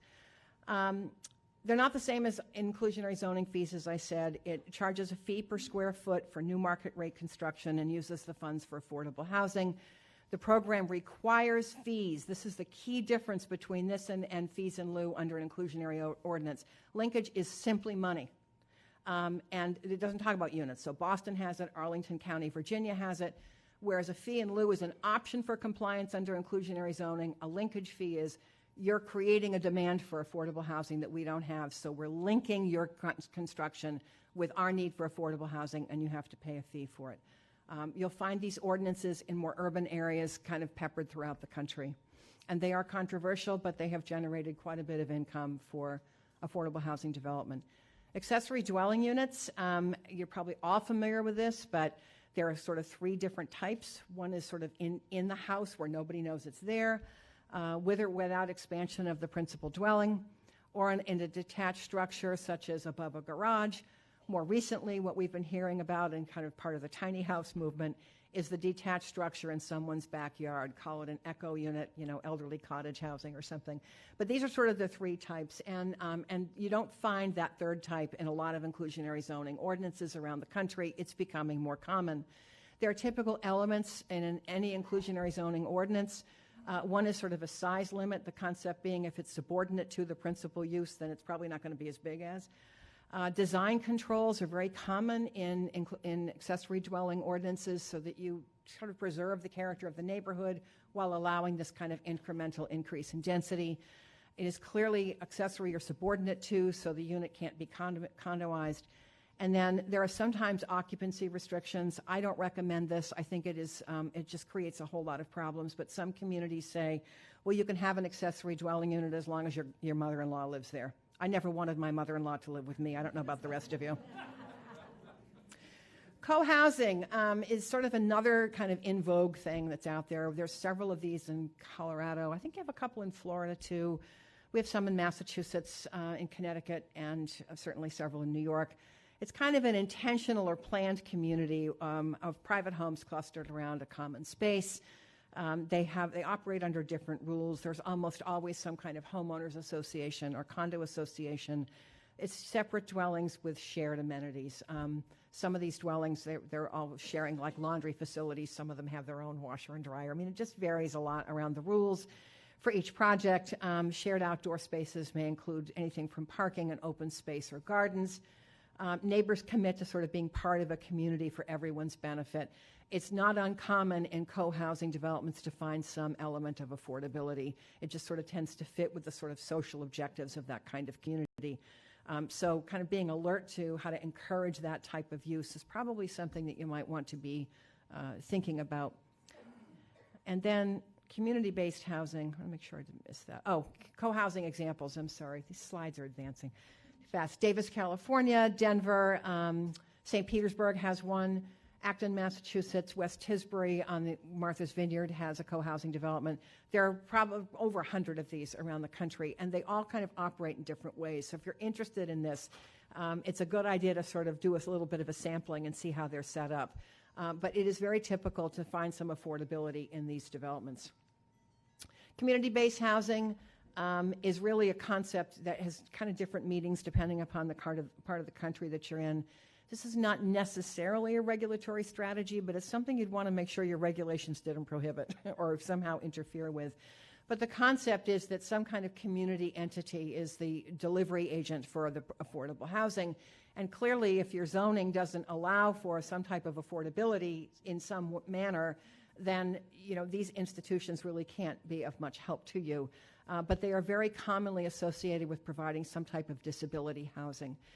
And so I think everybody today is sort of aware that you need to have some kind of reasonable accommodation provision in your zoning. If you don't, it's something you're going to want to look at.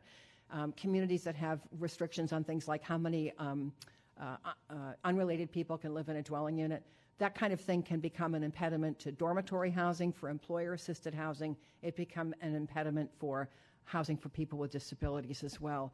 So just making sure that you have a reasonable accommodation provision in your zoning so that if there's something in it that interferes with the ability of a person with a disability to enjoy the housing in your community, you're going to want to make sure that there's a pathway for them to appeal.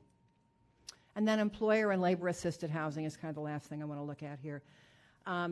You'll find this in different parts of the country. It's not uncommon in places with large institutions, major medical facilities, or tourism establishments. I've done a lot of work on Nantucket. This is becoming a bigger conversation there because all of their tourist and hospitality workers are essentially concentrated in over-occupied housing around the airport, and it's not a good situation. But essentially the concept is that employers can provide their own housing in addition to the more traditional mechanisms of providing down payment assistance or whatever, which doesn't really require any kind of regulatory relief on your part.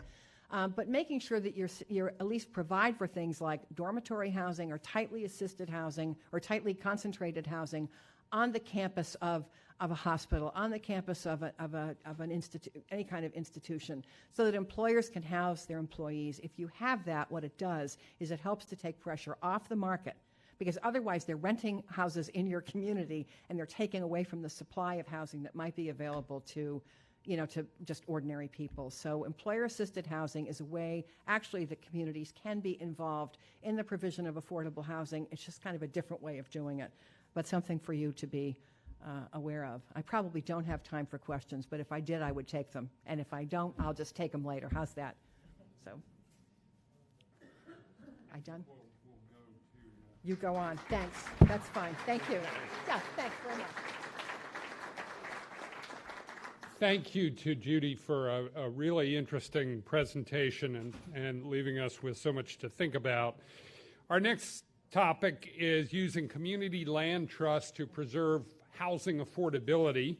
Our speaker on this topic will be Jamie Ross. Jamie is the CEO of the Florida Housing Coalition, a statewide nonprofit that provides training and technical assistance throughout Florida on all facets of affordable housing. Jamie is a public interest lawyer who is best known for her work in facilitating the passage of the William E. Sadowski Act, which created a dedicated revenue source for affordable housing in Florida. Of course, you can lead a legislator to water, but she also founded the Florida Community Land Trust Institute, a program that provides training and technical assistance to local governments and nonprofits committed to long-term affordability. On a national level, she serves on the board of Grounded Solutions Network, and she's known for helping communities avoid and overcome the not-in-my-backyard syndrome, better known as NIMBY. Jamie.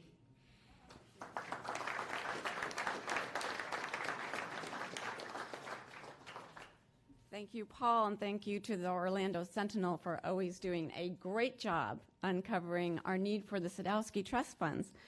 I'm so happy to be here with you all today, and I was asked to frame my comments in terms of, I'm going to focus on CLTs, but in terms of legislative initiatives and a state perspective. But I want to start, first of all, I have to give a shout out to Winter Park, the Hannibal Square Community Land Trust. Do we have any folks here from the Hannibal Square Community Land Trust? Oh, there you are. Very good. If you came anywhere like the way I did, coming off of I-4, coming down Fairbanks, and you're turning on Canton, we went through the Hannibal Square Community Land Trust property, absolutely beautiful. And I want to also give a shout out. We just heard about linkage fees. Winter Park was the first jurisdiction in the state of Florida to enact a linkage fee ordinance back in the late 80s. And I understand that it was suspended. So bring it back, because you also have beautiful developments. Those of you who are familiar with the Railroad Square development, that's close by. Bob Ansley from ONIC did that development. That had linkage fee money in it. So very important. So I'm thrilled. It's also very cool. Judy mentioned about the anniversary of the Fair Housing Act. When I was first with this group, it was at the kickoff of the summit, and I was asked to talk about the history of affordable housing. So I spoke quite a bit about the Fair Housing Act and about the redlining and how we got to the situation that we're in today, which was very much a purposeful and intentional social engineering based on racism, lack of access to credit. So it's really important that we remember that, and as we go forward with the strategies that we're going to talk about now. And it is heartening to see that you've gone from, up here to now down to implementation. And you've decided as a group on certain areas that you want to go forward with. And the idea of having a regional housing trust is incredibly exciting. So I'm not going to be talking today about a whole lot of details about community land trusts, but I am going to explain what that's all about. And it does also fit in with the comments that have been made about funding and Mayor Jacobs' comments as she kicked this off. We do have the best dedicated revenue source for affordable housing in the nation. We also have the best programs to carry them out, the SAIL program and the SHIP program. Unfortunately, we've had 15 years of seeing that money diverted. And how does that fit into what we're talking about today? Because we have had our programs have been starved, and so we have to use other tools. As also has been said, we need everything coming to the table, but we especially need to bring other tools because we have been starved from not getting the full amount of the Housing Trust Fund money. And this year, of course, only about 1/3 was appropriated from what should have been. So I want to first of all thank the Florida Housing Finance Corporation. They run the Florida, I didn't do that. They run the Florida, somebody else must have done that. I'm not even touching that. So, but I guess I go back, even though, okay. I was not touching that. So, the Florida Housing Finance Catalyst program, which provides the money for training and technical assistance. And I want to specifically mention that because we do so much training on community land trusts. So those of you who are interested, and I know there's a lot of you in the nuts and bolts of community land trusts, at our conference, which is just in August, we're going to have a 3-hour caucus on community land trusts and shared equity and what's the difference, because they are two very different things that sometimes get confused. And then we're going to have an entire track on community land trusts. So I encourage, and I think actually most of you in this audience I have seen at the conference. It's pretty convenient for you because we always have it at the Rosen Center in Orlando. Now I'm going to go forward. Okay. I am definitely not going to go over any more numbers. Oh boy, we know it. We have a deficit of affordable housing, and we know that it's bad for all of us.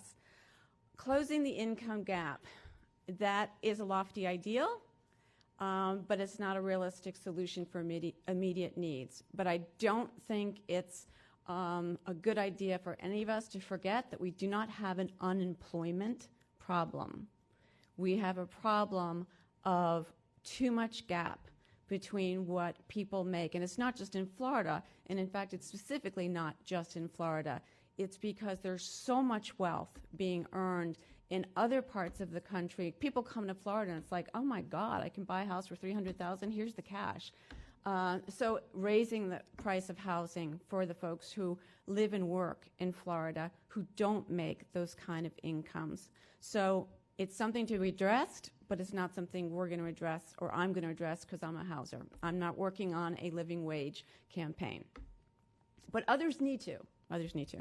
So, so the cost of housing is primarily a function of what the market will bear, not what it costs to build. And some of you may think, really? Well, I thought it was all local government's fault. They keep increasing all the costs, and that makes it so impossible for us to build affordable housing. That's simply not the case. You could take the exact same model house in Sarasota and have the same house built in Lake County, Florida, with the same impact fees, same government regulations, and it's not going to cost the same amount. The price won't be the same. Price to the home buyer won't be the same because people pay what the market will pay what they can afford to live in the place that they want to live. So the more desirable, the higher the price. And that is a concept that a lot of people don't get. They think, oh, we just need to reduce the cost, and that's going to reduce the price. But that isn't the case, and it ties into what we're talking about this morning. So the truism that this leads to is that for-profit developers and all of us try to get the highest price when we go to sell our property. Those of you, I think a lot of you know me, I've been doing affordable housing. I've been dedicating myself to this my whole adult life, basically, right? When I go to sell my house in Tallahassee, what do you think I'm going to say to the realtor? How much can I get? Get me the highest price I can get. And my whole life is affordable housing, right? So we cannot criticize for-profit developers or anyone, I don't think, from trying to get the most money when they sell their house. There is the exception to that, and that is the mission-based nonprofit, right? So the nonprofits here in the room, even if they can get a certain amount on the HUD rent chart, they may actually charge less than that because their mission is to provide affordable housing. So when local government gives them a break on impact fees, they'll pass that along to the home buyer or the renter, okay? So it's something that's very important to keep in mind, and it also does, it did appear, this concept, in legislation this session that did not pass in one iteration or two, where there was a waiver for impact fees. It was, I think, a pilot program for 5 years. It ended up coming out. I think local governments objected to it. But it didn't tie it to affordability. It didn't tie it to proving that those savings would be passed on. And so that's a critical point. But impact fees, I don't know why every local government hasn't already started doing impact fees based on square foot instead of unit size. That seems like a no-brainer. That should happen. So the fiscal issue, we need substantial financial resources to make housing affordable. We have all of these tools that we can use, but we still need substantial financial resources. And the amount that's appropriated doesn't meet the need. So what we need to do is we need to use the financial resources that we have in the most fiscally responsible manner to produce the most housing, right? Make the most with what you have. And that has everything to do with community land trusts as well. So long-term affordability is a way of making the most with what you have, right? I know that you've gotten a lot of data, and I know that at earlier sessions you heard from the Schimberg Center, and you heard about expiring use properties. Maybe Susan Caswell covered that as well. So we know it isn't just a matter of producing housing that's affordable, but we need to make sure we're not losing the housing that we produce as affordable. This is a tremendous public policy issue, and one, again, as I was asked to frame this in terms of legislative issues and the state perspective, this has been a huge issue. A couple of years ago, there was a pretty robust campaign by some for-profit affordable housing developers to get the Florida Housing Finance Corporation to reduce the term of affordability they were requiring on their tax credit properties from the 50 years of affordability, which we've all been accustomed to 30 years. And then some of them were saying, and let's make it retroactive. I mean, it was a pretty robust campaign. The Florida Housing Coalition, which typically does not get involved in any advocacy outside of the Sadowski Trust Fund advocacy, we really leapt up for this one and reached out to all of you, our members, and we had a big campaign to push back on that. The Florida Housing Finance Corporation said, that is right. We have to keep long-term affordability and a feather in their cap for that. We didn't exactly, it wasn't the end of it. Apparently, we found out this year the housing bills that were going forward, there was a set of housing bills that were going forward, the ones that included the impact fee, but had a lot of other stuff in it. At sort of the end of session, there was an amendment that was put on the bill fairly stealthily by an affordable housing, a for-profit affordable housing developer that would basically prohibit the Florida Housing Finance Corporation from requiring more than 30 years of affordability. And if you all are wondering why this is, these affordable housing properties, this low-income housing tax credit properties are beautiful, as they should be, and they're well located, as they should be. So in a way, it's a bit like, being a victim of our success. We've done such a great job, our state has done such a great job with the low-income housing tax credit program that these developments could easily be luxury housing. They could be market rate housing, and they could sell for an enormous amount of money. They could rent for an enormous amount of money, or you could flip them for an enormous amount of money. So that's something that is a serious issue that has to do with long-term affordability. And when we started out talking about community land trusts in the state of Florida, we were really only talking about home ownership, because we thought, well, if it's rental housing, it's probably going to be tax credit housing, and it's going to be long-term affordable. We can't really take that for granted anymore. So what is a CLT? A CLT is where you're putting the land into the ownership of a nonprofit with a mission to create that permanently affordable housing. So it's a tax-exempt organization, and it uses a ground lease, a 99-year ground lease, for the property. So it owns the land, and it gives a leasehold interest to the buyer of the home. And I'm going to talk right now in terms of the home ownership. And it provides stewardship. It's a bit like having a guardian angel when you have community land trust property, because there's somebody there's a nonprofit that's stewarding, and I can explain a little bit more about that if I have time. You can use it for home ownership, and you can use it for rental. It can be scattered sites, or it can be one large tract of land, community.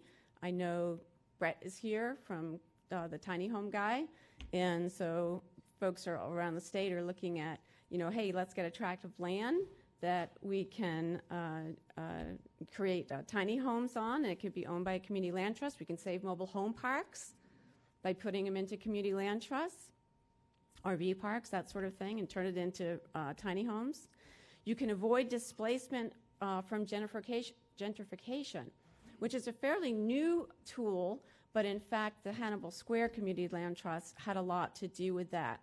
One point I want to make before moving on is that CLTs for the home ownership are an alternative form of home ownership. The folks who buy a CLT home are homeowners, but it is not an alternative to home ownership. It is an alternative to renting. This is a very important point. If you can afford to become a homeowner, like I am, of my house, fee simple, so I can say to the realtor, get me the highest price you can get me, that's what you should do. You get a community land trust home if you can't afford fee simple home ownership in the community where you want to live. Your alternative is that you're going to have to be a renter. So it's a step between renting and fee simple home ownership. So the ground lease, if you look at the third bullet there, because I covered the other two, includes restrictions on the use, meaning it has to be the homeowner that lives there. It's not allowed to be a rental house, okay? So a homeowner lives there, they have to be income eligible. And the resale, the critical thing is the restriction on the resale, because that ensures that the improvements continue to be affordable to the owners as when they sell the home. It stays in the affordable housing stock. And by the way, when you have such a big rental deficit, which you have here, we have it all over the state of Florida, but you really have a huge rental deficit. There are people now who are renting who could be CLT homeowners. And so when they become CLT homeowners, that lets that rental unit that they were in, that makes that available for another renter. So it increases the home ownership stock, but it also increases the rental stock. So I want to go down to the fourth bullet because I covered the others. The taxes are, Florida is very proud. We're very proud as the Florida Community Land Trust Institute to say that we led the nation in addressing the ad valorem tax issue. So we have a statute, 193.018, that directs the property appraisers to appraise for ad valorem taxes in terms of the resale restricted value. That's very critical. California just got that. I mean, we got it, I think it was either 06 or 09, okay? So we worked on that with a legislator from Sarasota, Keith Fitzgerald. Inheritance, a lot of people ask about it. Hey, what about inheritance? What if my children aren't income eligible? Let's say they make too much money. They can still inherit the community land trust house, but when they sell it, it'll be subject to the resale restrictions. And that's all contained in the ground lease, as well as the resale formula that you use. And again, that gets into the nitty-gritty, and we do whole workshops on that under our Catalyst program. But the repurchase option is absolutely, every CLT has a repurchase option, which means that they come in when somebody says, hey, I got a job somewhere else. Hey, I now have saved enough money so that I can buy a home in fee simple. They come in and they repurchase the property, basically just with a purchase and sale contract, and turn that over to the next home buyer in the queue. So the subsidy is any subsidy that's in it, because typically you're going to put some subsidy in it, is retained through the resale restrictions. You have now created a permanent stock of affordable housing, and the nonprofit entity is providing stewardship. And real quickly, virtually in every CLT, there's a ground lease fee. It's a nominal amount of money. It could be like $35, $40 a month, right? So the reason for it really isn't so much to give money to the nonprofit CLT as much as it is the canary in the coal mine, so that the CLT sees if a homeowner isn't making that lease payment, maybe they're having financial trouble, maybe I need to go check on them and see if they're having trouble with their mortgage, right? So that's part of the stewardship. And when they own a home now, they're not a renter, they have the benefits of home ownership, in that you got a 30-year fixed rate mortgage, Your interest payment is deductible as you itemize. You're going to get a return of equity when you sell. You're not going to get all, but you're going to get some of the depreciation. And you have the financial stability. And I think, quite frankly, that is the greatest thing about the CLT home ownership, is that you're not subject to a landlord raising your rent and you being evicted. You're able to save and give your family financial stability. So affordability is, it comes together with planning, financing, and long-term assurances. We've heard a lot about the planning tools that you can use. You know about financing tools. You've got to have long-term assurances to make it truly affordable. We launched the Community Land Trust 18 years ago, actually in an effort to support inclusionary housing. So I know I'm not here to talk about inclusionary housing today, but of course we can talk, but that whole idea was that inclusionary housing was a heavy lift. It's a lot for a local government to administer. It is wrong to ask the market rate developer to be responsible for implementing the inclusionary program. If you have a community land trust in your community, they can do that. We have a number of tools like the CLT primer, the tax credit program. One of the things that we worked on was to say, it used to be that you had to have a deed when you applied for, or at least a contract, that you're going to have the deed to apply to the Florida Housing Finance Corporation programs. We worked with Florida Housing Finance Corporation to get that changed to a 99-year ground lease, that if you have that, that's the equivalent of that you have ownership of the property.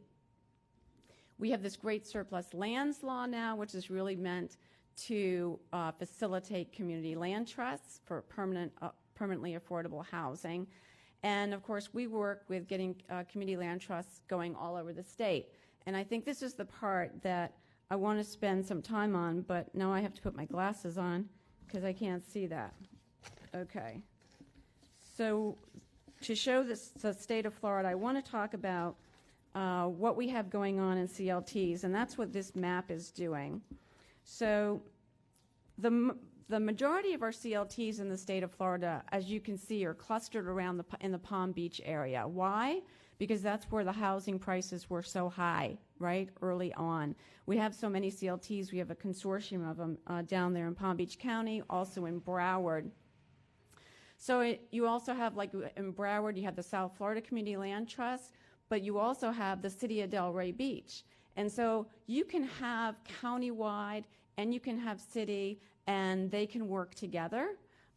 Just like, for instance, you already have the Hannibal Square Community Land Trust in this region that is looking at doing a regional housing trust. So, for instance, when there is the CLT work in Broward County that's in Delray Beach is done by the Delray Beach CLT, which, by the way, is a little similar to Hannibal in that it was incubated by the community, by the CRA. And, you know, they've got like 66 houses now, I think 12 more under construction, about 30 rental units down in Delray Beach. Palm Beach County has an inclusionary housing ordinance, and they're not working directly with the CLT, but the Palm Beach County CLT has 135 units, 80 rental, 14 more on the way. The town of Jupiter, which is in Palm Beach County, is one that we highlighted at our conference because the little town of Jupiter did an inclusionary ordinance and a linkage fee and is now using the Palm Beach County CLT to administer the whole thing. So they're doing the whole package, which is very cool. And they do have the in lieu fee that Judy talked about, which is then created like $1 million in short order. So we have, I'd like to give go to the other coast in Pinellas. In Pinellas County, many years ago, Anthony Jones was running the housing programs there and contacted me about, hey, we as a local government, we really get this, and we want to make sure that when we put subsidy, I don't care what kind of subsidy it is, and he was overseeing all the housing programs, including the HFA. I don't care what kind of subsidy it is, we want it to go into community land trust. So they started a community land trust, and everything they put subsidy into went into the community land trust. We highlighted at our conference a great success story in the Norton Apartments in Pinellas County some years ago after the whole foreclosure crisis. There was actually it was a public housing, it was a project-based property that was going to be lost from the inventory. It had failing REACT scores, it needed to be rehabbed. A partnership was put together where that property was rehabbed using NSP money. It was put into a community land trust, and all the folks got rehabbed units, and all those folks who were, of the incomes that we talked about earlier today, of those most in need, those extremely low-income people, are living in a beautiful apartment that will forever be affordable. And that spun off the Pinellas into Bright Communities Trust, and I'm pretty sure we have Frank Wells here, I think I saw in the back, who is now running the Bright Communities Trust, which is also going outside of Pinellas as well. So there's a lot of exciting things. We had that first wave. Now we have a second wave. There's a really growing interest in community land trusts. Our organization just got a community land trust started in the Florida Keys as a consequence of the Hurricane Irma. So the Keys were really hit hard. So the Florida Housing Coalition started the Florida Keys Community Land Trust, and they already have 9 properties. And they're going to be putting, if you're familiar with what was the Katrina cottages, they're going to be the Keys cottages. They're going to go up on stilts there, and they will all be permanently affordable for workforce housing in the Florida Keys. We're working with Gainesville, so we're even getting into the midsection of Florida. They're starting the Communities That Care Community Land Trust. Actually, this Friday, we're working with Tallahassee, Leon County, who want to get started on a community land trust there. So, again, came out of a working group. One of the really exciting things, and also we're going to highlight this at our conference, Florida is really at the cutting edge of community land trusts for the nation. And we are going to have the first ever, and it's actually already gotten started, statewide community land trusts for people with developmental disabilities. And that's through ROOF, a nonprofit that is based out of Naples, but it's going to be statewide, specifically for that population. So there's really kind of amazing stuff going on in the state, and that's what I wanted to draw your attention to. So the reason why these two work together in tandem so well, again, is the CLT can perform all those kind of management functions for inclusionary. It also has to do with deed restrictions. And I know I'm kind of running out of time, so I'm going to go quickly through this, but I'm showing you the overlap between where there are community land trusts and where there's inclusionary zoning in the state. So you can see some overlap there.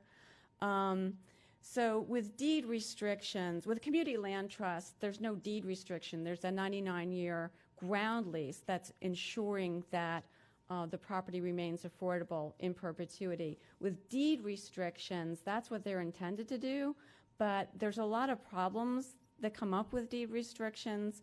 Sometimes they're somehow overlooked by the title company.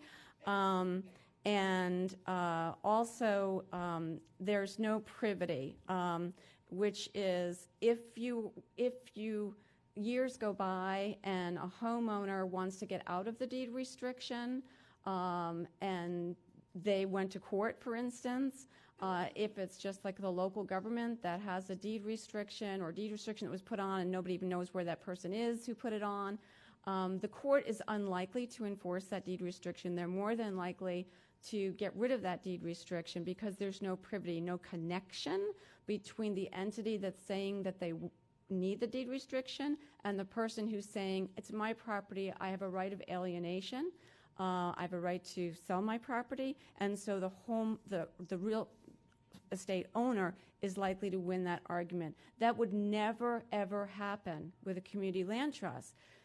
the privity couldn't possibly be more obvious. The land trust owns the land. So I already spoke about the town of Jupiter, and I know that I'm now like at our lunchtime. So but I do want to tell you that they started similarly to this group, looking at this thing, having a steering committee, what are we going to do about this problem, and did do a linkage fee and $1 per square foot.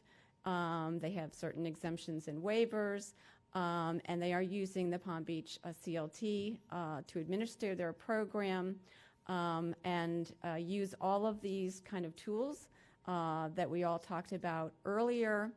Their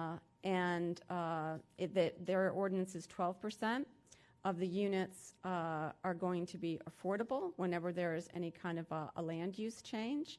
And you can donate land, but it has to be at least 90% of the value of whatever that in lieu fee would have been. And I know we don't have time for questions, but I'm not going anywhere. And I want to thank you all so very much. This is tremendous. And wait a second. I do have to say one thing. Sure. So I'm really excited about working with the Central Florida Foundation and all of you on getting started on a regional housing trust. Could not be more excited about that. Thank you, Paul. Thanks. Thanks, Jamie. Actually, we are going to improvise a little bit. It is the time on our program for lunch, and you are free to go out and get a boxed lunch. But we also, we had so much good information this morning that we do want to make time for questions. So we're gonna walk and chew gum at the same time. Anybody who wants to go out and get their lunch, please feel free to do that.